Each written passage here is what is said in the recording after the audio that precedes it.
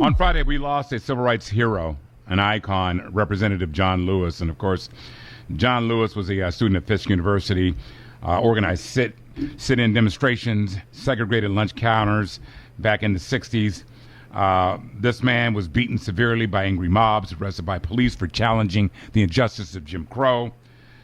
Despite more than 40 arrests, physical attacks, and serious injuries, John Lewis just fought hard for all of us. And on the phone line right now, we have CNN contributor, former South Carolina State Representative Bakari Sellers. Incredible book, My Vanishing Country. I'm in the middle of it. Captivating. Awesome. Good morning, Bakari. How are you, sir? I'm doing okay. It was a tough Friday. Not only did we lose John Lewis, but we lost Reverend C.T. Vivian. Vivian, yes.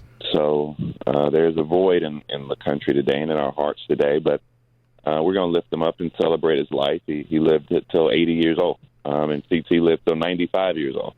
And so they lived full lives, and they gave so much, so we can't be sad for too long. Yeah.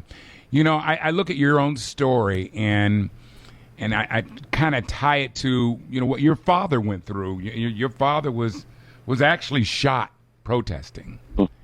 Yeah. And that has to bring back so many memories for you when you think about Representative John Lewis. What can we take away from what he left us?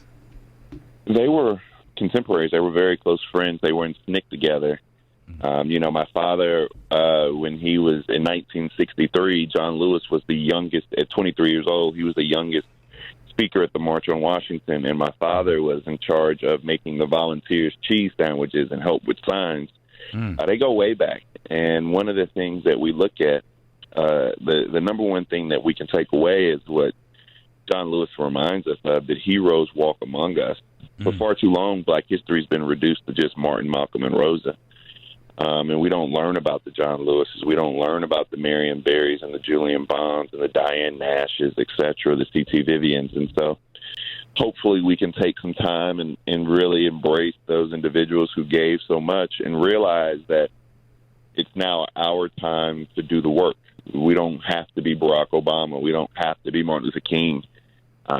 You can be someone who goes and works 9 to 5, but in the afternoon is a mentor or a volunteer. I mean, we have to carry on that legacy ourselves. The country depends on us to do it. And I look at Representative John Lewis. I mean, his activism has inspired so many new voices. Would you adhere to that? I mean, listening to the voices in the streets right now. I mean, this guy, he set the table for us. He would always, what he said? He would always say, go and get in good, necessary trouble. He thought that, and he taught us that bad laws were meant to be broken civilly. And they believed in civil disobedience and peaceful protest. But he always said, go get you in some good, necessary trouble. And that's what we're doing. That's what we're seeing in the streets around the country in response to George Floyd and David McAtee and Breonna Taylor. And, I can't help but to believe there are two things that we have to get done for John Lewis in the immediate and present moment. One is we have to make sure that Breonna Taylor's name is lifted up. We have to make sure that she gets justice. And the other thing we have to do is protect our voting rights, because John Lewis nearly died so that we would have access to the ballot box. And Mitch McConnell and others are making that extremely difficult. So, one of the things, I'm sorry, Bakari, but one of the things that, we're seeing where these unmarked bands, unidentified soldiers going into the streets of Oregon and plucking protesters off the street. That would be very devastating to Representative Lewis. And, of course, your father. I mean, how do you respond to something like that? I mean, it just kind of reminds you of, a dictatorship. I have no other way to put it. Yeah.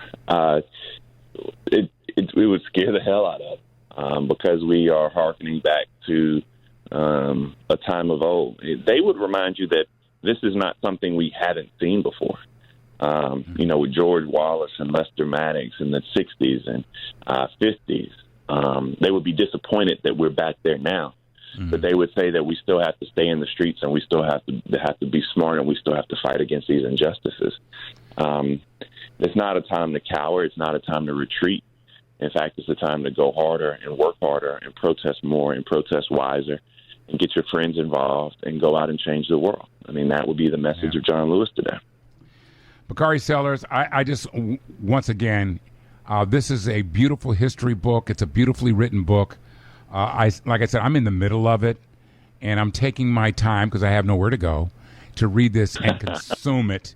I've been highlighting things, and I would love one day just to come on and talk about my vanishing country. But the passing of John Lewis obviously takes precedent over that. But I appreciate you taking the time. I appreciate what you do. I appreciate your voice.